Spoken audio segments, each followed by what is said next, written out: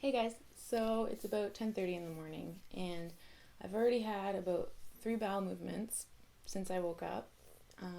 I don't know what's going on, but I guess it's expected. I'm in a flare. It's just a little disheartening since the last week has been so good. So today I'm going to teach you about ulcerative colitis. I'm going to try to sound super smart, but not too smart. Like smart enough that you'll learn something, but chill enough that you'll stay with me to the end of the video. So honestly, I'm pretty embarrassed to say this, but before I was diagnosed, I had absolutely no idea how the digestive system worked. Someone would tell me about my colon, and then someone would mention my large intestine, and I thought they were two completely different things, and I didn't know what either of them did. But after learning about the whole digestive system, I think it's actually really fascinating, and I think everyone should know about it. So hopefully you stick with me to the end.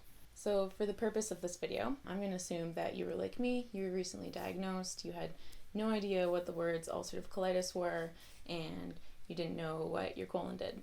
So basically, I'm just going to tell you everything that I wish somebody told me when I was diagnosed with ulcerative colitis, instead of just handing me this pamphlet with an overwhelming amount of information about what it is and what kind of drugs to take. So ulcerative colitis and Crohn's are categorized as an inflammatory bowel disease, which means it's a result of inflammation of your gastrointestinal tract. IBD is also a chronic disease, so it means you'll have it for the rest of your life. The difference between ulcerative colitis and Crohn's is mainly the location of the inflammation. So in ulcerative colitis, only the colon is inflamed, but with Crohn's, anywhere in your gastrointestinal tract can be inflamed. That's anywhere from your gum to your bum. Before you can understand how ulcerative colitis works, you need to understand how the digestive system works. The gastrointestinal tract has two main functions: immune protection and nutrient absorption. Your immune system helps protect your body from potentially harmful bacteria or viruses. And when we talk about nutrient absorption, it's basically your digestive system.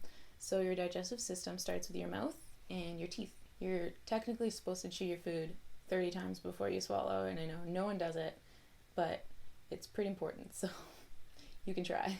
Your esophagus transports food from your mouth to your stomach.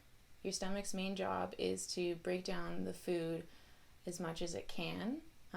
Once the food is broken down enough, it gets pushed into the small intestine. Once it reaches the small intestine, the nutrients are pulled into the bloodstream and delivered throughout your body. Once your small intestine's done with all that, it gets pushed into the colon and becomes basically waste. Your colon's main job is to absorb all the fluid and if there's any extra nutrients left in there. So by absorbing all the excess fluid, your stool becomes solid rather than liquid. And the last part is your rectum, which holds the stool until you're ready to go to the bathroom. So ulcerative colitis is an autoimmune disorder. When you have an autoimmune disorder, something causes your immune system to malfunction. In ulcerative colitis, it starts to attack healthy tissues within your digestive system, like your mucosa. Your mucosa is your inner lining of your colon, which is needed for fluid and nutrient absorption. So when your immune system attacks your mucosa, it creates ulcers, basically an open sore on your colon. So when your mucosa is damaged, parts of your colon are exposed, which cause bleeding. In a normal response, your immune system will send white blood cells to damaged parts of your body. But in ulcerative colitis, it sends way too many. This will cause inflammation, and a lot of inflammation can be really damaging to your intestines. That's why we take steroids like prednisone to reduce the inflammation.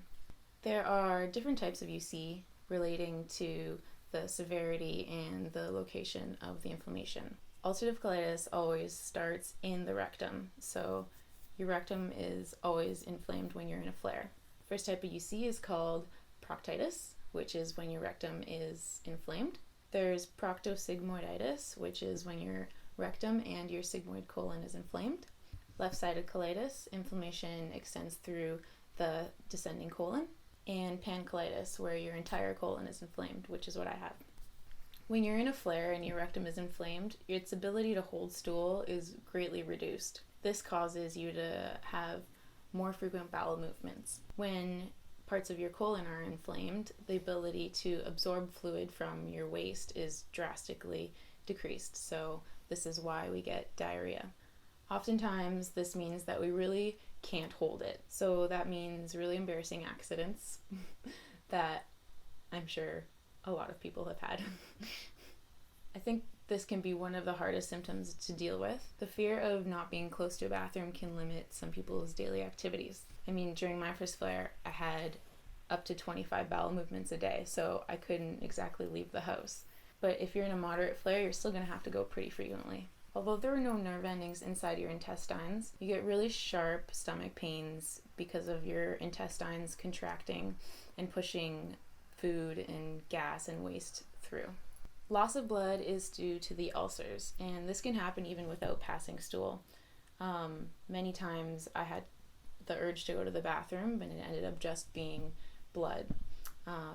This resulted in my low hemoglobin and how I became anemic. Anemic means that you're low in iron, and iron is needed in order to produce the red blood cells.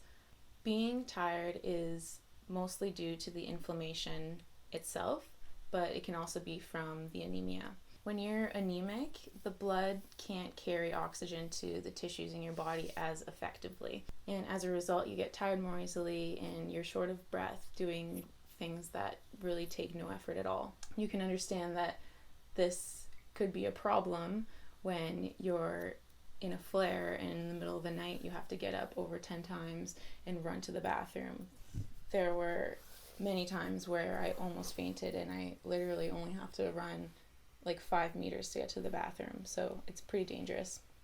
All these factors can lead to loss of appetite and change in metabolism. During my first flare, I lost 25 pounds in 2 months. I lost a lot of muscle partly due to becoming a vegetable and not moving. After a week of lying in a hospital bed, the first time I tried to get up and walk further than the bathroom, it was really emotional and I couldn't even make it to the end of the ward. It's kind of scary to lose something like that. So I suggest, if you are in a flare, don't lay in bed all day. Try to get up every hour or so, walk as much as you can, do some bed exercises. This will also decrease your chances of a blood clot, and you don't want a blood clot. You have enough on your plate already. What's most frustrating to some people is not understanding how they got ulcerative colitis. I mean, my grandma still asks me and my mom, like, but how did she get it? Like, what did she do? What did I do wrong? What did you do wrong? And the problem is that nobody knows. Some people say it's genetics. Some people say it's environmental factors like where we live and the toxins we breathe, or even the chemicals in the food that we eat. But what we do know is that it's commonly diagnosed in people between the ages of 15 and 30, and then again later between the ages of 50 and 70. It is more common in white people and in Jewish people. Your chances of getting it are slightly increased if you have a family member who has the disease. And we know that Canada has the highest rate in the world. Every 1 in 150 people have it, so that's about 230,000 people. While there is no instant cure for ulcerative colitis, the good news is that it can be managed safely and effectively with medications. Some lifestyle changes might have to be made, like increasing sleep, decreasing stress, and just generally living an overall healthier lifestyle. Treatments from the medications aim to bring people that are in a flare into remission. Remission can last for months to years at a time without any symptoms. Once you find the drugs that work for you and you've made your lifestyle changes, it should reduce the frequency of the flares. You will learn which foods you're more sensitive to, or the way that stress and sleep can affect how you feel the next day. Everyone's different though, so what might work for my diet and lifestyle might not work for someone else with the same condition. There's a lot to learn about yourself with this disease. So it's important to track your symptoms and be aware of what's working and what isn't working for you. The Canadian Digestive Health Foundation has this amazing app called GI Bodyguard that helps you track your symptoms, your stools, your pain, your blood, your medications. It even helps you set reminders to take your medications or drink water. What's cool is that this app can compile all this information into a report that you can share with your doctor, and this makes it easier for you guys to come up with a plan that works for you. You can download this app at cdhf.ca/GI Bodyguard for free. if you get a flare and you have to miss work or miss a trip or cancel plans, it can be really embarrassing to talk about, and people just make excuses about it. But what I've learned is once you're open and honest about what's going on, people are very supportive and understanding, and this disease gets a lot easier to handle. So with all these ups and downs, it's really important to remember that your life will get back to normal. It might be a new normal, but it's normal just the same. If you do want to learn more about ulcerative colitis and Crohn's, you can visit the Canadian Digestive Health Foundation's website. It's a great tool for anyone with IBD or anyone that wants to learn more about the digestive system or any kind of digestive disorders. So that's it. I hope this helped you understand a little bit more about ulcerative colitis. I'm proud of you for sticking around, and I'm proud of myself for keeping you here. Don't forget to subscribe, and I will see you guys later. Bye.